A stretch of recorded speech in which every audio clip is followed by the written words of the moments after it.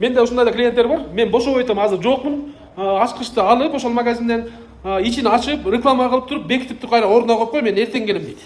Эртең ушул Аквапром деген атай балык саткан дүкөн эртең саат 3-тө, 13-бү бүгүн, 14-күнү саат 3-тө ачылат.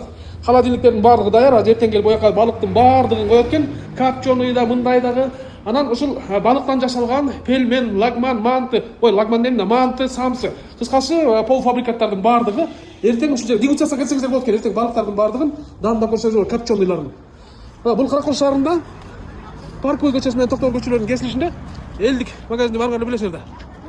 Мына Форель деп турат, Аква Форель. Ушул жерде. Бияктан көрсөтүп коеюн. Парковый көчөсү. Токтогул көчөлөрүнүн кесилишинде остановканын артында эле. Жанду Форель дейт. Стейк. Мына дейт. Ышталганы дагы дейт. Кыскасы ал жерде ушул балык саткан дүкөн болот экен. Мына холодильниктердин баары эртең саат 3-тө ачылыш болот. Келип дегустацияга келип кетсеңиздер болот. Аквапромдун балыктары ошол. Ошондуктан эртең саат 3-тө келип дегустация кылып, балыктардан остик кетсеңиздер болот. Эртең саат 3-тө келиңиздер. Эми мен муну бекитейин дагы.